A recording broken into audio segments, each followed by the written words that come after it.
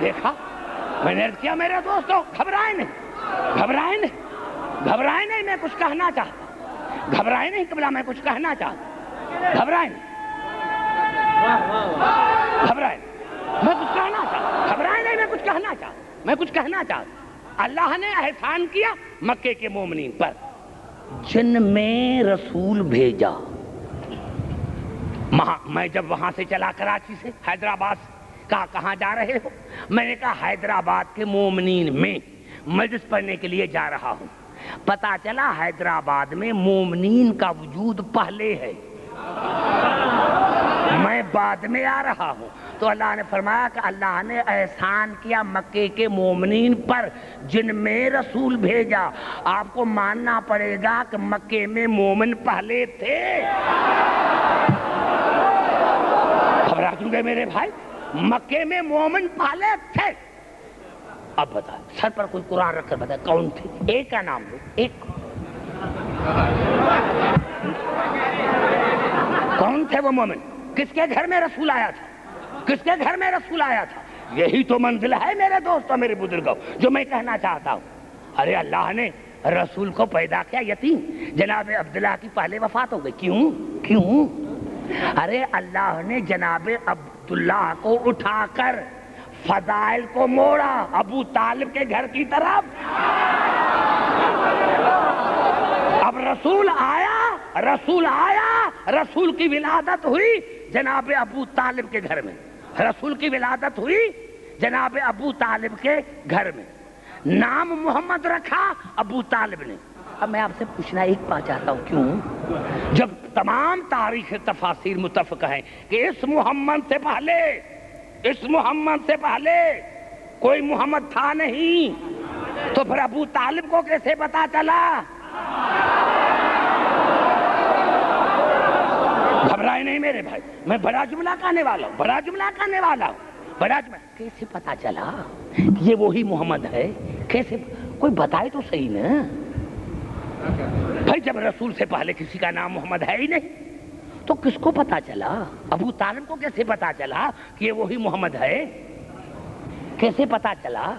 تو یہ بتاؤ کہ اللہ نے ابو طالب پر وحی کی تھی؟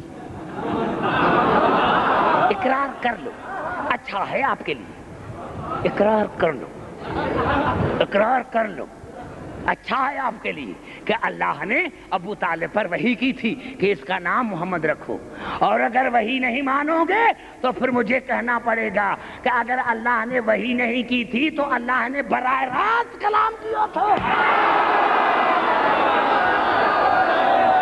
اللہ نے براہ راست کلام کیا تھا ابو طالب سے کہ اس کا نام محمد رکھو۔ عجیب بات ہے قبلہ، عجیب بات ہے کہ جناب رسول آیا بھی ابو طالب کے گھر،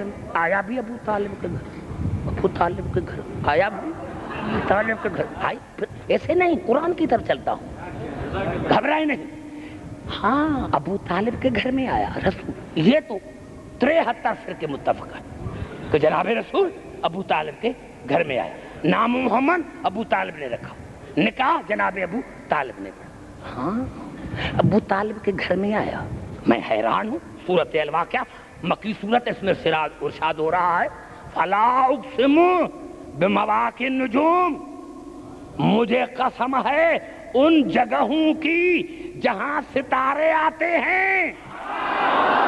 بڑا جملہ ہے میرے قریب بیٹھنے والے، فلا اقسم بمواقع النجوم، مجھے قسم ہے ان جگہوں کی جہاں ستارے اترتے ہیں۔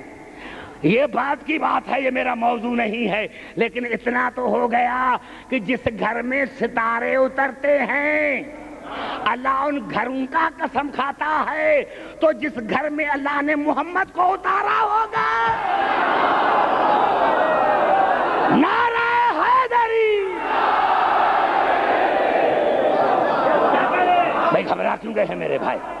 ارے جس گھر میں اللہ نے محمد کو اتارا ہوگا اس گھر کا کیا شان ہوگا، اس گھر کا شان کیا ہوگا؟ تو آپ کو ماننا پڑے گا حل۔ اور ابھی تک کلمے میں کئی نام تھے نا، کوئی اور کلمہ پڑھ دیتے آپ۔ محمد نے کہا بھئی ابو طالب نے رکھا تھا، مسلمان نہیں تھا، تو مسلمان کا نام رکھو نا محمد پر۔ کلمے میں محمد رسول اللہ کیوں کہتے ہو؟ گھبرا گئے شاید؟ بھائی اگر محمد نام ابو طالب نے رکھا تھا نا تو نکاح ہو کلمے میں کوئی اور نام لے کر آؤ کہ ابو طالب نے رکھا تھا. یا تو اللہ نے جو کہا حل جزاء الاحسان الا الاحسان، میں اللہ احسان کا بدلہ احسان دیتا ہوں. اے ابو طالب تمہارا مجھ پر احسان ہے، اگر میرا حبیب آپ کے گھر میں آیا ہے تو آپ کا بیٹا میرے گھر میں آئے گا.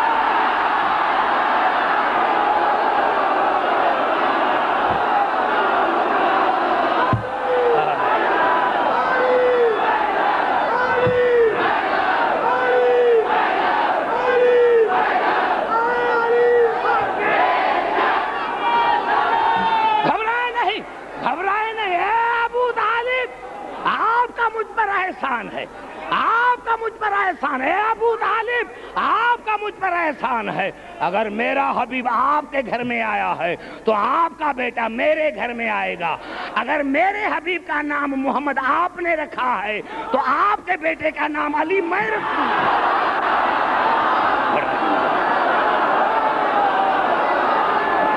نعرہ حیدری.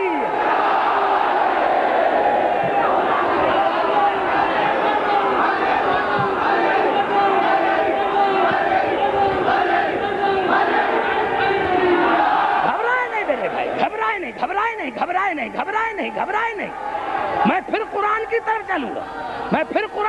چلوں گا. ابو طالب تمہارا مجھ پر احسان ہے، تمہارا مجھ پر احسان ہے. اگر میرا حبیب آپ کے گھر میں آیا ہے تو آپ کا بیٹا میرے گھر میں آئے گا. اگر آپ نے میرے حبیب کا نام محمد رکھا ہے تو آپ کے بیٹے کا نام علی میں رکھوں گا. اور ابو طالب اگر آپ نے میرے حبیب کا نکاح زمین پر پڑھا ہے تو آپ کے بیٹے کا نکاح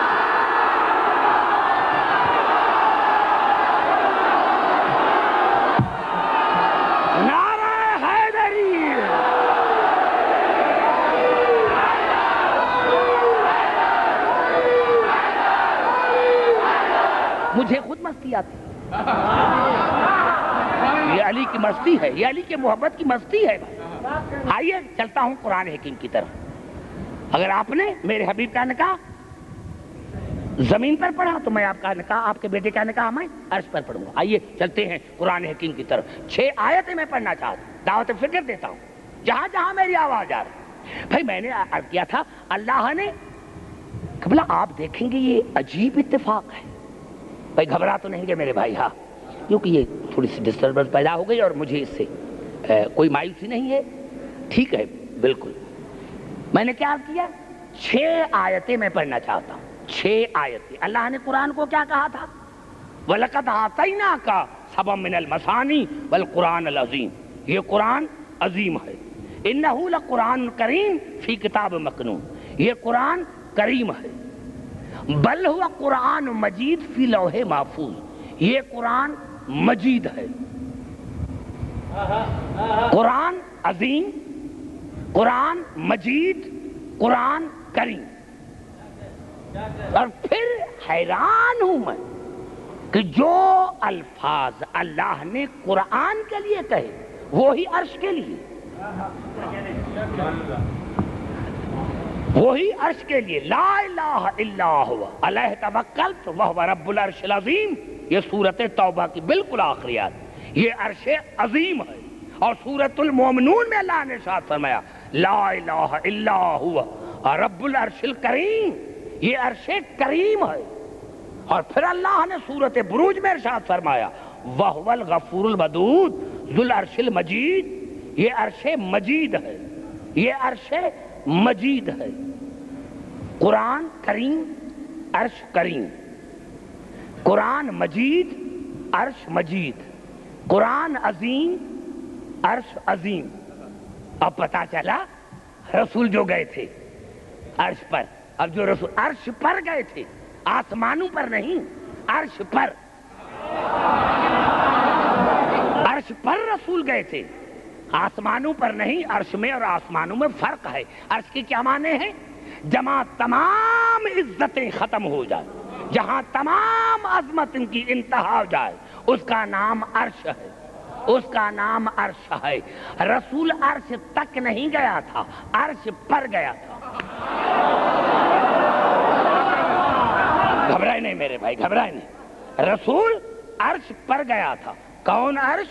عظیم، کریم، مجید، اور جوتی سمیت گیا تھا. پوری توجہ، پوری توجہ. رسول گیا تھا جوتی سمیت، رسول جوتی سمیت گیا تھا. اور رسول کا وجود اصل قرآن ہے. پتا چلا عظیم کے پاؤں عظیم پر، کریم کے پاؤں کریم پر، مجید کے پاؤں مجید پر، لیکن جوتی سمیت.